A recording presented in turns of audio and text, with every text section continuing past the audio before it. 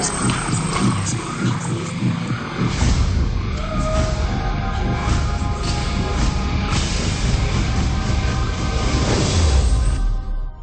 important to recognize that our body is really the product of our thoughts.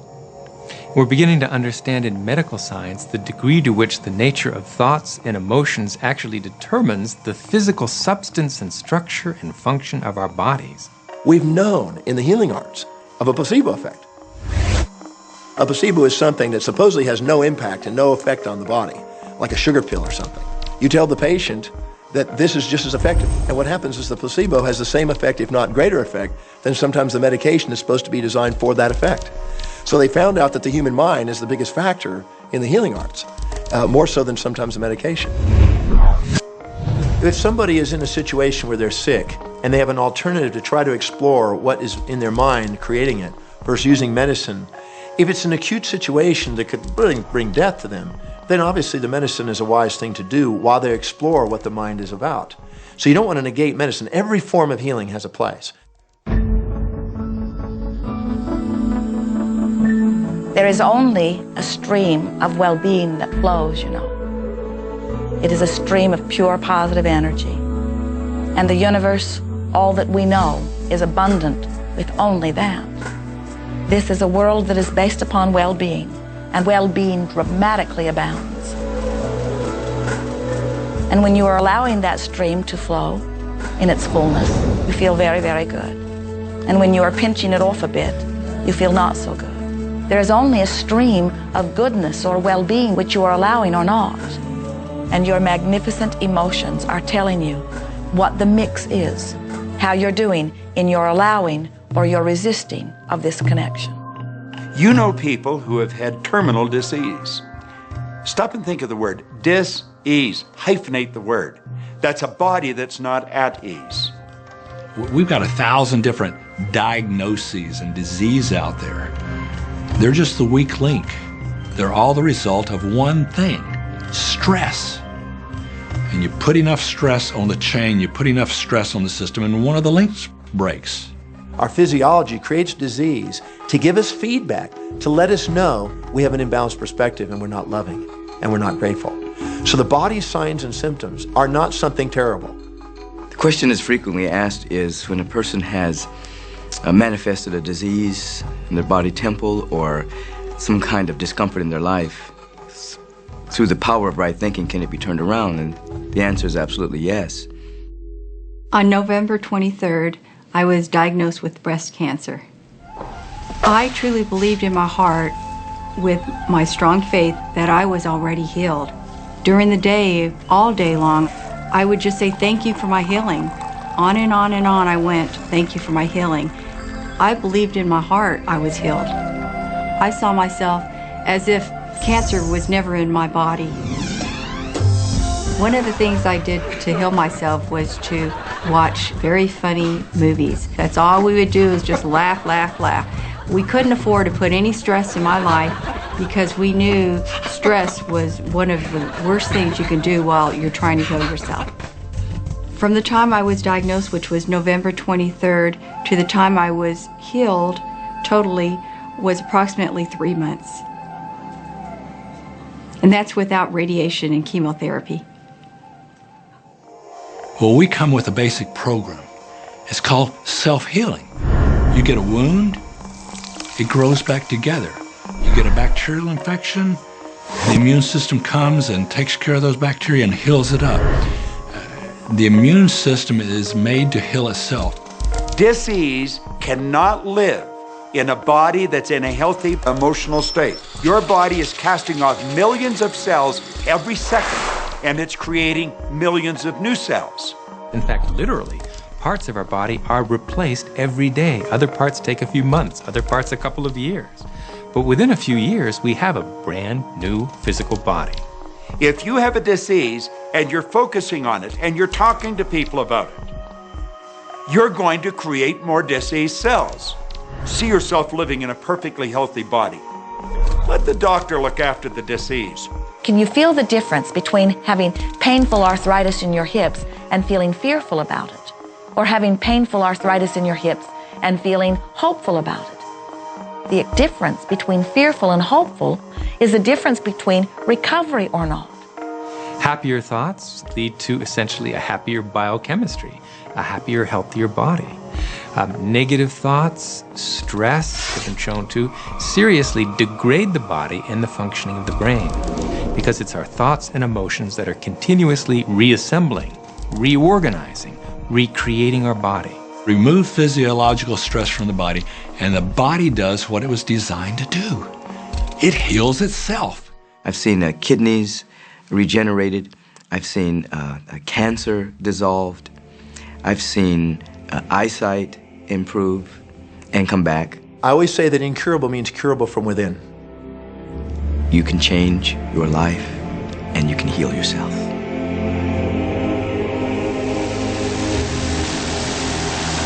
Well, my story begins on March 10, 1981. It really changed my whole life. It was a day I'll never forget. I crashed an airplane.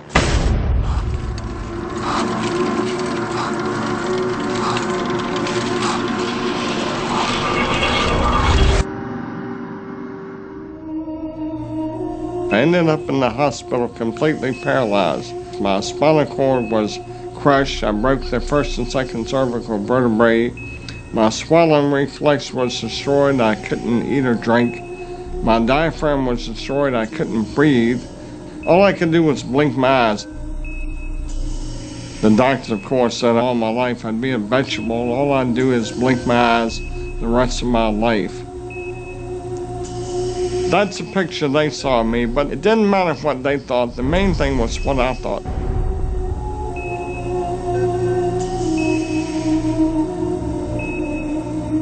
I picture myself being a normal person again, walking out of that hospital. The only thing I had to work with in the hospital was my mind. As long as you have your mind, you can put things back together again. I was hooked to a respirator, and they said I'd never breathe on my own again because my diaphragm was destroyed. But this little voice kept saying to me, breathe deep, breathe deep.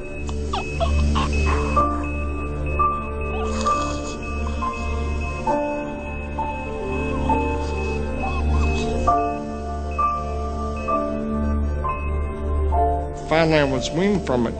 They were at a loss for an explanation. See, I could not afford to allow anything to come in my mind that would distract me from my goal and from my vision.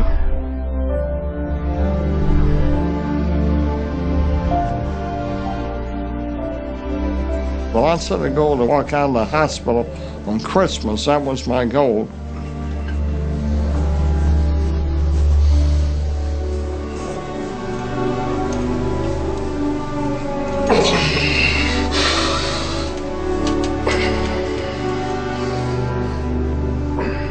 Eight months later, I walked out of the hospital on my own 2 feet.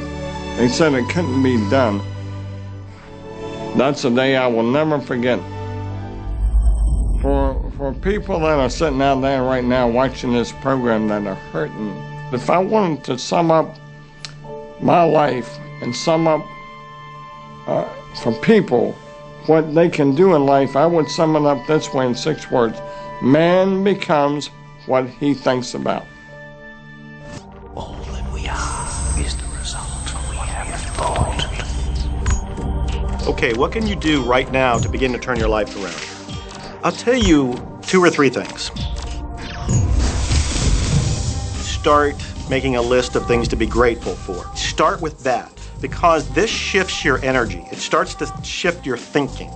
Where before this exercise, you might be focusing on what you don't have, and you might be focusing on your complaints, and you might be focusing on whatever the problems are. When you do this exercise, you start to go in a different direction. You start to be grateful for all the things that you feel good about. Gratitude is absolutely the way to bring more into your life. Every man knows that when his wife's appreciating him for the little things he does, what does he want to do? He wants to do more. It's always about appreciation. It pulls things in. It attracts support. I've said for many years that whatever we think about and thank about, we bring about. because that's that feeling that you have to have, you know. And so for me, it's been such a powerful exercise every morning to get up and say thank you. Every morning when my feet hit the floor, thank you. And then I start running through what I'm grateful for as I'm going to brush my teeth and do the things I do in the morning. And I'm not just thinking about them and doing some rote routine, but I'm putting it out there and I'm feeling the feelings of gratitude. Because as soon as you start to feel differently about what you already have, you will start to attract more of the good things, more of the things you can be grateful for. Because you can look around and say, well, look, I don't have the car I want, I don't have the house I want, I don't have the health I want, I don't have the spouse I want. Oh, back up, back up. Those are all the things you don't want. Focus on what you already have that you're grateful for. And it might be you have the eyes to watch this. It might be the clothes that you have. Yes, you might prefer something else, and you might get something else pretty soon if you start feeling grateful for what you have. I think everybody goes through times when they say, oh man, things aren't working right, or things are going bad, and there were some things going on in my family, and I found a rock. I was just sitting here holding this rock. You might see me carrying around. I found a rock. I stuck it in my pocket, and I said, you know what? Every time I touch this rock, I'm going to think of something that I'm grateful for. And so every morning when I get up in the morning, I pick it up off the dresser, I put it in my pocket, and I go through the things that I'm grateful for. At night, what do? You empty your pocket, and there it is again. And I've had some different experiences with that. I've had some amazing experiences. I had a guy from South Africa, and he saw me drop it. He said, what is that? Well, what's that? I explained it to him, so he started calling it a gratitude rock. Gratitude rock. 2 weeks later, I got an email from him from South Africa. And he said, my son is dying from a rare disease. It's a type of hepatitis. He said, would you send me 3 gratitude rocks? Now, they're just rocks I found off the street, you know? So I said, sure. I had to make sure that the rocks were very special. And so I went out to the stream, looked, picked out the right rocks, and sent them off to him. 4 or 5 months later, I get an email from him. He said, my son's better. He's doing terrific. And he said, but you need to know something. He says, we've sold over 1,000 rocks at $10 a piece as gratitude rocks, and we've raised all this money for charity. Thank you very much. And so it's very important to be in an attitude of gratitude, as I call it. Another thing that I would suggest that you do right now to turn your life around, and this is so huge that I can't find the words to describe just how powerful this can be for you.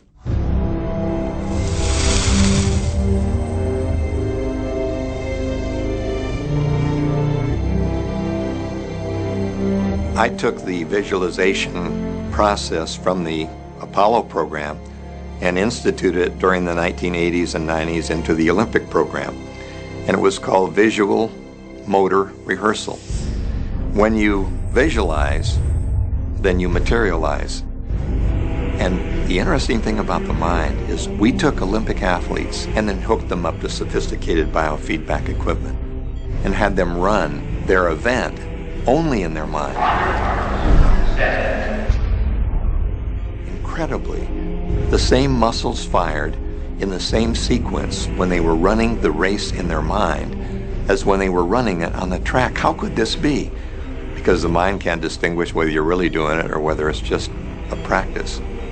I think if you've been there in the mind, you'll go there in the body.